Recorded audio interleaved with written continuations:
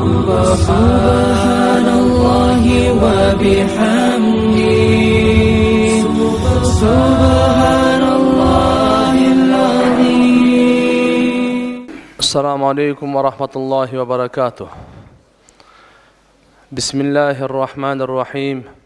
Alhamdulillahi rabbil alamin. Wassalatu wassalamu ala ashrafil anbiya'i wal mursalin. Muhammad wa ala alihi wa ashabihi ajma'in. Amma ba'd.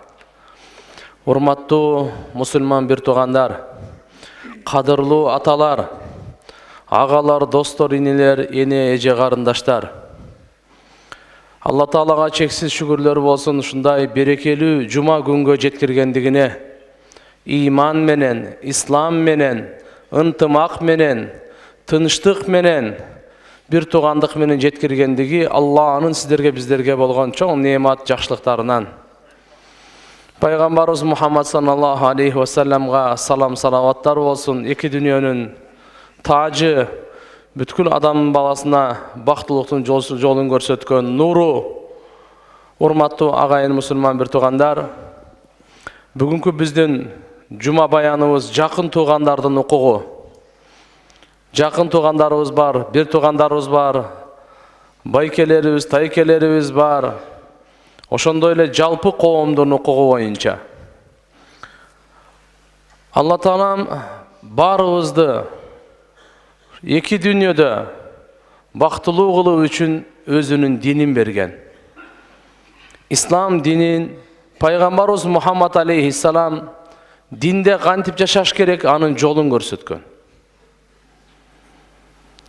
Пайгамбарыбыз Мухаммад саллаллаху алейхи ва саллам Алланын, Кур'андын, өзүнүн, бардык мусулмандардын, мусулман эместердин, жаныбарлардын укугуна чейин баян кылып, көрсөтүп, аткарып, мындайча айтканда ислам дини укуктарды сактаган дин. Укуктарды коргогон дин. Укуктарды тебелегенге уруксат бербеген дин. Эми укук өтө эле көп. Бирок туугандардын укугу бүгүнкү темабызда Ниса сүрөсүндө Алла субханаху ва таала айтат: "Я айюханнас, адамдар, бардык адамзатка. Иттақу раббакум аллази халакакум мин нафси вахида." Силерди бир жандан жараткан, бир адам атадан жараткан жаратуучу Робуңарга таквалык кылгыла. Мындайча айтканда корккула дагы анын арам кылган нерсесинен сактангыла. Ва халака минха заужаха. Ошо бир адам алейхиссаламдан анын жубайы Хава энебизди жаратты. Ва басса минхума риджалан касира ва ниса. Бир ата бир энеден канча деген эркектер, канча деген аялдар, мына бүгүн отуруп турабыз. Бүткүл дүйнөдө 7 миллиардтан ашык инсан жашап атат. Буга чейин да канча жашап, канча көз жумган, кыямат күнгө чейин да канчасы келет. Бардыгы бир атанын, бир эненин балдары. Ваттакуллахи аллази тасаалуна бихи вал архам. Алла Тааладан корккула, ал тууралуу силер сурайсыңар. Кандай Кудай барбы, жокпу, кандай ал? Алла Таала ал бар, жалгыз, шериги жок, окшошу жок, кудуреттүү, боорукер, чексиз райымдуу. Алла субханаху ва таала сүрөт берүүчү, рызкы берүүчү, ден соолук берүүчү, жоктон бар, бардан жок кылуучу. Ал тууралуу силер сурайсыңар, Алладан корккула. Үстүңөргө асманды жаратып, астыңарда жерди жаратып, дем алсын деп абаны жүргүзүп, суу ичсин деп сууну агызып, уйкуну берип, эс алсын деп, рызкыларын берип койду, жакшы жашасын деп, кадырласын деп. Вал архам, жана корккула тууганчылык мамиледен. Тууганчылык мамилени бекем кармагыла. Ушуну бузуудан корккула. Алла Таала буга бекем Кур'ани Каримде тууганчылык мамиле боюнча аят түшүрүп айтып атат мында. Инналлаха кана алейкум ракиба. Алла Таала силердин үстүңөрдөн көзөмөл карап турат, байкап турат. Силерге жакын, узак эмес. Уктап калбайт ал. Унутуп калбайт. Bundan таза Алла субханаху ва таала. Бу хадистерде көптө келет. Пайгамбар саллаллаху алейхи ва саллям айтат: кимде ким кааласа өмүрүм узун болсун деп, ырыскым кең болсын деп. Фалиясил рахима, ал туғанчылық мамилени бекем кармасын дейт. Өмүрдүн узундугун баарыбыздай каалайбыз. Ырыскыбызга берекени бардыгыбыздай каалайбыз. Демек ушу кайсыл жерде экен? Пайгамбарыбыз буйрук берип атат, туғанчылык мамилени бекем кармасын. Болор болбогон нерсеге касташпасын, кек сакташпасын, урушпасын, бири-биринен кечпесин. Бул урматтуу туугандар, пайгамбарыбыз саллаллаху алейхи ва саллям айтып атат. Экинчиден, туғанчылык мамилени бекем кармагандар бул иман, Алланын ахиретине иман келтиргендин далили. Пайгамбарыбыз саллаллаху алейхи ва саллям айткан: "Ман кана юъмин биллахи вал яумил ахир фальясил рахим."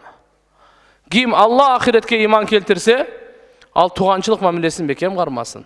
Фалюкриму дайфаху, коногун сыйласын. Бир риваяттарда келет: "Фалякул хайран ау лиясмут." Ким Алла ахиретке иман келтирген болсо, ал сүйлөсө жакшы гана сөздү сүйлөсүн, болбосо унчукпасын дейт. Баарыбыз билебиз туугандар. Тил бул Алланын неаматы, туура иштетсе. Туура иштетпесе Алланын азабы. Канды төккөн дагы тил, канды сактаганга да тил себеп.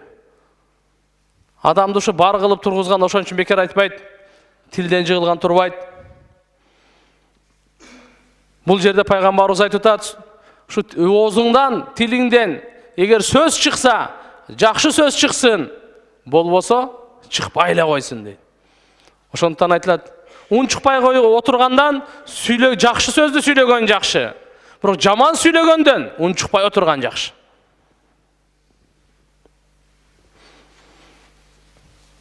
Ким туғанчылык мамилени бекемдесе, Алла өзү менен аны бекемдейт экен. Алла субханаху ва таала хадиси кудусиде айтат: "Ана Алла ва ана ар-Рахман." Мен Алламын, мен өтө мээримдүүмүн. Халактур рахим ва шаккакту лаха исман мин исми. Мен бул туғанчылыкты, рахим, силай рахимни жараттым дейт. Жана өзүмдүн атымдан ага бир ат бөлүп бердим. Фаман васалаха васалтуху. Ваман катааха катаатуху.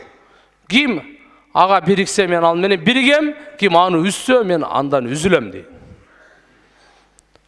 Афдалу садака садака алал архам. Садаканын эң жакшысы туугандарга садака кылыш экен.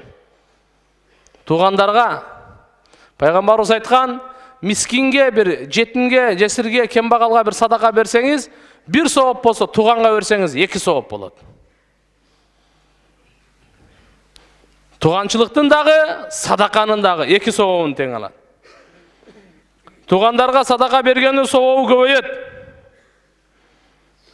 Андан кийин бейишке кирүүнүн себептери, туғанчылык мамилени ким бекем кармаса, Куда кааласа, Алла Тааланын каалоосу менен сөзсүз бейишке кирет. Бир хадис айтат: "Я юханнас", пайгамбарыбыз айтат: "Эй адамдар, афшус салам, салам таркаткыла. Ват'имут таам, тамак жедирткиле. Василул архам, туғанчылык мамилени бекем кармагыла. Васаллу биллайли ван насу ниям, адамдар уктап жатканда тахажжуд намазын окугула. Тадхулул джанната биссалам, бейишке саламатчылык, тынчтык, мындайча айтканда эсеби жок, азабы жок кирип кете бересиңер" дейт. Бул жердеги азыр айтып атканы салам таркаткыла. Учурашканда ассаламу алейкум, ассаламу алейкум, ва алейкум ассалам деп канчалык биз өзүбүздүн арабызда салам таркатсак, ошончолук жүрөгүбүздө кир нерселер жуулуп кетет, чыгып кетет. Саламдын ушундай таасири бар. Саламдашуунун ушундай күчү бар. Жек көрсөңүз да, капа болсоңуз да салам айта бериңиз. Үнүңүздө ошо напсыңыз каалабаса дагы салам, ассаламу алейкум дей берсе эле, шайтан өзүнүн азгыруусу менен жүрөктү кирди кылган, ушу кирлердин бардыгы тазаланып кетет. Ват'имут таам, тамак бергиле дейт да. Тамак жедиргиле. Кол ачыктык, жоомарттык кылгыла. Өзүңөр эле тамак жей бербей, жок башкаларга дагы. Ибрахим Халилулла, Ибрахим пайгамбар жалгыз тамак жебечи экен. дайыма bir dosun taap, bir adam taap жечикен тамақты. Эмне үчүн Ибрахим Халилулла Аллахнын досу деп аталды десе, ушул башкаларга тамак жедиргени себебинен дейт. Bir rivayetlerde келет, кимде ким башка бураданлар менен тамак жесе кыямат күнү бул тамактын эсебин бербейт дейт. Себеп болбосо кыямат күнү бардыгыбыз билебиз, бардык неематтан суралат. Ла тусалунна яума идин анин наим. Силер сөзсүз сураласыңар кыямат күнү, ар бир неематтан сураласыңар. Көз бергенмин, ушуга жообун бер дейт. Мен сага кулак бердим, буга жообун бер. Мен сага тилди бердим, бул жоопту бер. Мен сага ден соолук бердим, бунун жоопту бер. Мен сага жаштык бердим, буга жоопту бер. Мен сага күч бердим, буга жоопту бер. Мен сага акыл бердим, буга жоопту бер. Мен сага перзенттерди бердим, буга жоопту бер. Мен сага авир бердим, сага жоопту бер. Суу бердим. Алла Тааланын кайсы неематын кандай кылып жооп беребиз? Бул тамак жедиргендин неематы буга жооп жок.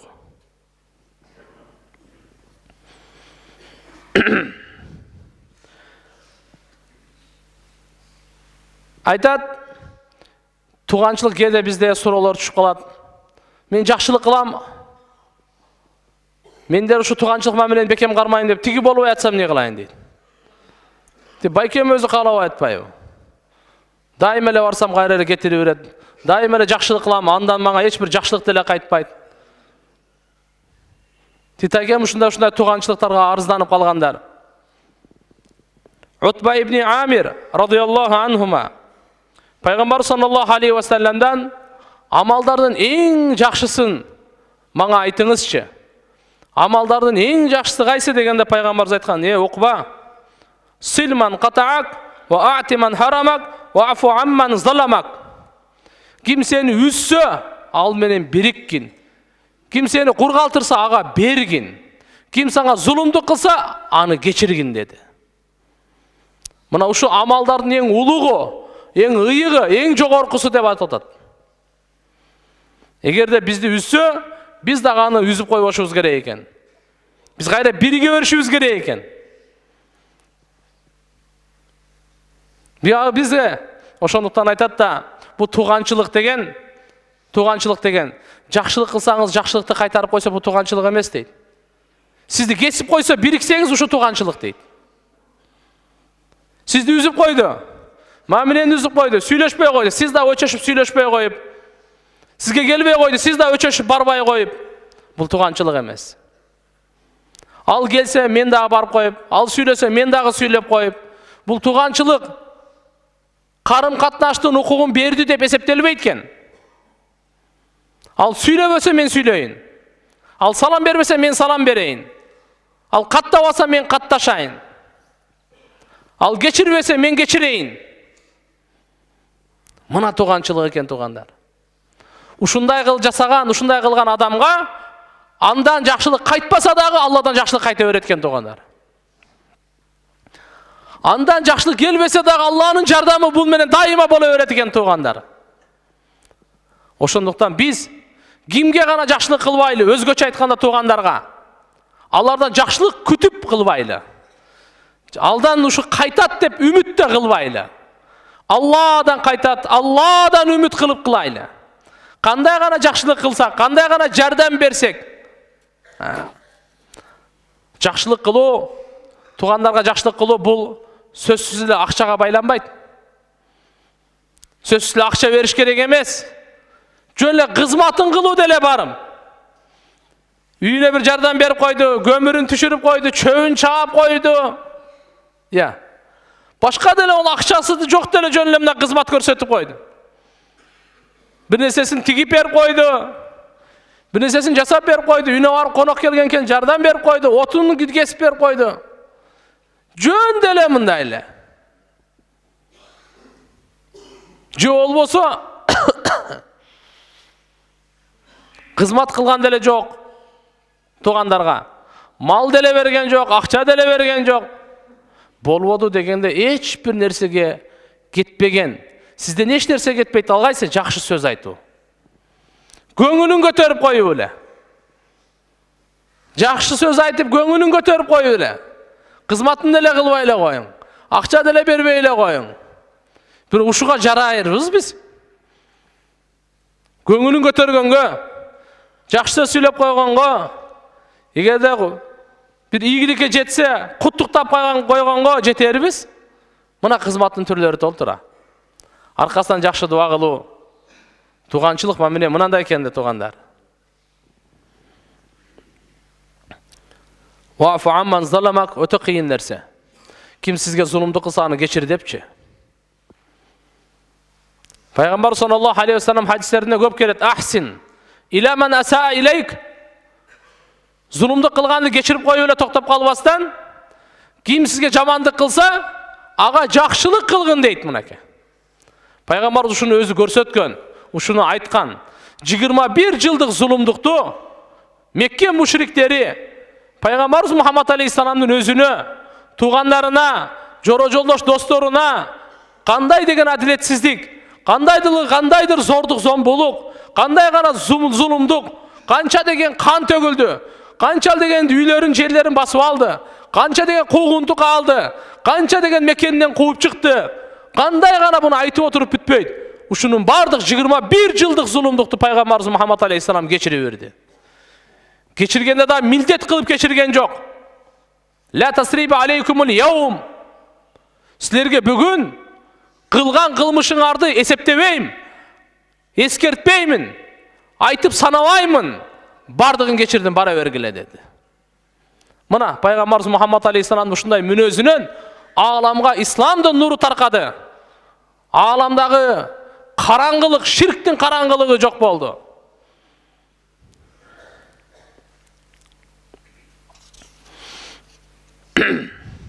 Албетте, тугандар кеде жалпыга, өзгөчөгө, анан мусулман эместер дагы тугандар бар да, анча-мынча.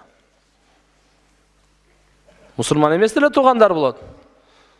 Кафир, Аллага ишенбейт, мусулман эмес.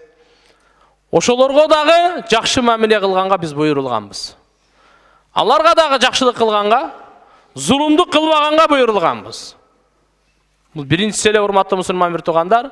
Ал эми экинчиси маселе өтө турган болсок, бүгүнкү күндө коомдо укуктар боюнча.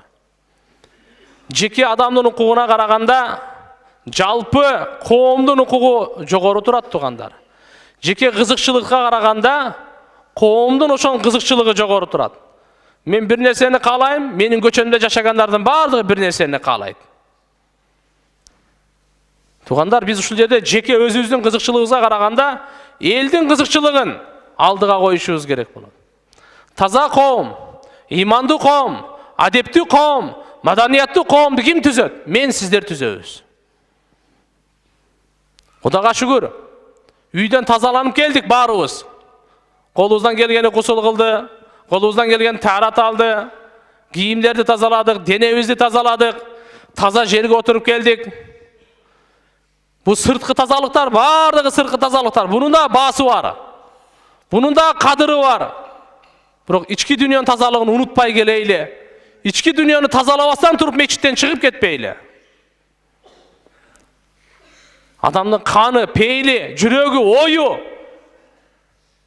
тазаланганга Пайгамбар саллаллаху алейхи ва саллям жолдомолорду, кудайлык жолдомолорду, Алла Тааланын өкүмдөрүн алып келген. Буну тазкияту нафс деп коет. Текеберликтен тазаланып кетейли үйгө. Көр албастыктан тазаланып кетейли үйгө. Сараңдыктан тазаланып кетейли үйгө. Кара ниеттиктен тазаланып кетейли үйгө.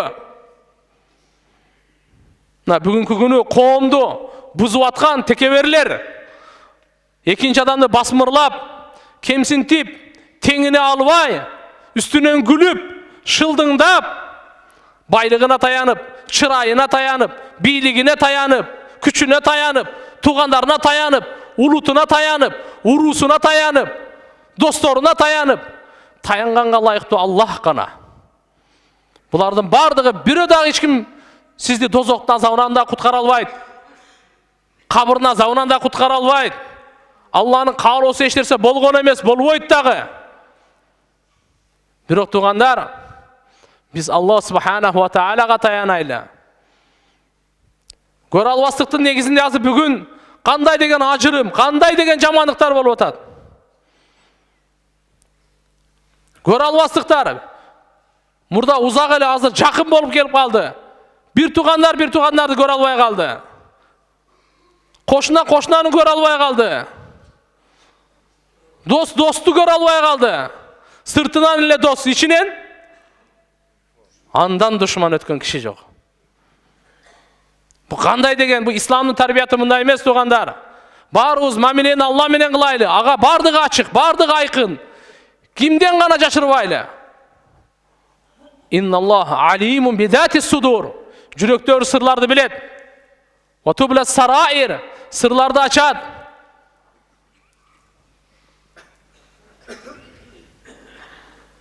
Урматтуу мусулман бир туугандар. Мечитке келгенибиздин негизги максаты ушул.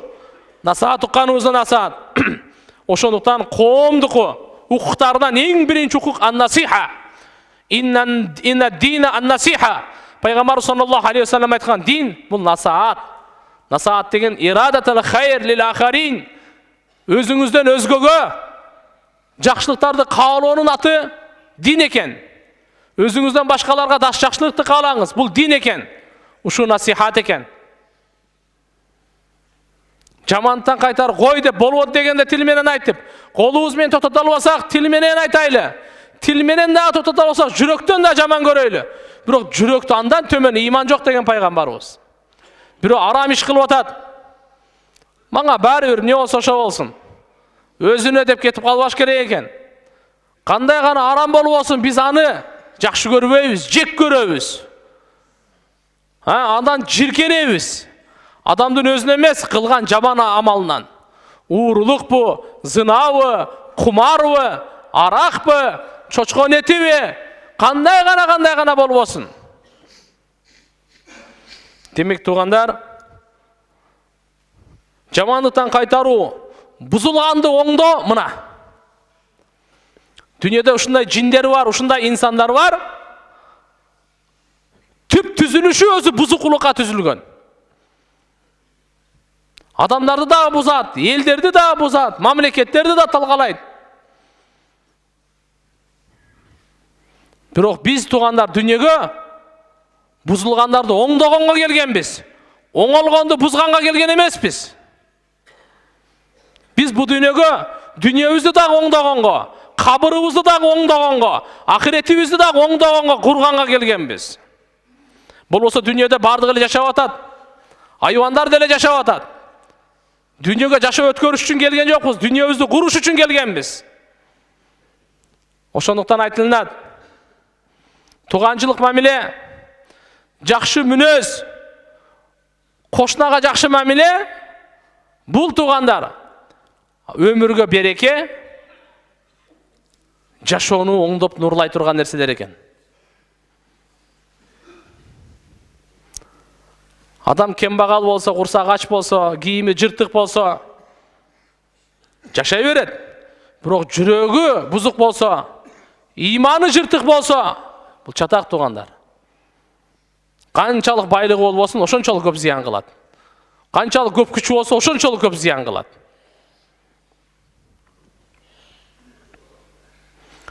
Демек, мусулмандардын барлык иштерине көңүл бурушубуз керек экен. Пайгамбарыбыз айтат: "Ман лам яхтам би амрил муслимин фалайса минхум." Ким мусулмандардын иштерине көңүл бурбаса, ал алардан эмес деп койгон. Биз кайдыгер эмес экенбиз. Биз пайгамбар Мухаммад алейхиссаламдын тандалма, бардык үммөттөрдөн эң артык, эң акыркы Кур'ан берилген, пайгамбарлардын ишин уланта турган, кыямат күнгө чейин ыйманды тарката турган үммөт экенбиз. Улуу үммөт, Алла мактаган үммөт. Пайгамбарлар сураганда Алла бербей, Мухаммад пайгамбар Мухаммад алейхиссаламга берген үммөт. Бирок бүгүн бизде дүнүйө, акча ортобузду кыйла ажыратып койду. Башка жака буруп койду, багытыбызды башка жака буруп койду. Келиңиздер мечитке келгенде ушу насааттарды алып, элибиздин келечеги тазалыкта, зынада эмес. кечиримдүүлүктө, өчөшкөндө эмес, кек сакаттаганда эмес. Ошондуктан биз мына коомчулуктун, коомдогу укуктарды бири-бирибизге жакшы карасак, саламдашуу болобу, кечиримдүүлүк болобу, жардамдашуу болобу, ынтымак болобу. Акыркы күндөрдө ушундай дептир, имиш экен дейт деген күмөн сөздөргө алданбай, акыйкат анык сөздөр көп. Алла Таала инналлаха кариха талата, 3 нерсени Алла Таала жек көрөт дейт. Кыйл кал, ушундай деген экен, имиш экен деген токтотуш керек буну. Анык болсо мына ушундай деди, күбө менен, ушундай деп айтты деп. А болбосо ушундай сиз тууралуу мындай деди, мындай деген, ал ким деди, анын кабары жок. Буга окшогон азгырыктарга, күмөн сөздөргө аралашпайлы, анткени Аллага жакпаган сөз бул. Идаатул мал, мал мүлктү исрап кылуу, буну да Алла Таала жек көрөт экен. Ва касрату суал, көп суроону дейт. Тилемчилик болсун, башка болсун, максатсыз нерселерди сураштыктан. Урматтуу агай мусулман бир туугандар, Алла субханаху ва таала баарыбыздын ибадаттарыбызды кабыл кылып, эл журтубузга тынчтык, аманчылык берип, ички дүйнөбүздү да Алла Таалам агартып, Имам Газали рахматуллахи алейхи айткандай, инсан карай турган жерди 5 жолу жууйсуң, 5 жолу тазалайсың. Алла карай турган, назар сала турган жерди эч бир жууганга көңүл бурбайсың деген экен. Алла назар сала турган, карай турган жер жүрөк экен. Биз чырпакты тазалайбыз, мурдубузду тазалайбыз, бетибизди тазалайбыз, оозубузду тазалайбыз. Эмне үчүн? Жүздөшөбүз, адамдар менен көрүшөбүз. Күн сайын 5 маал тазалайбыз. Ал эми Алла назар сала турган жерде жылдап тазалабайбыз. Бул кандай? Алла Таалам баарыбызга тоофик берсин. Алла Таалам баарыбызды, Алла Таалам ибадаттарыбызды кабыл кылып, ички дүйнөбүздү таза кылып, пайгамбар Мухаммад алейхиссаламдын келген, жиберилген рисалатта өмүр өткөргөнгө баарыбызга тоофик берсин. Ва ахиру даъвана анил хамдулиллахи rabbil alamin. Ассаламу алейкум ва рахматуллахи ва баракатух. Subhanallah wa bihamdihi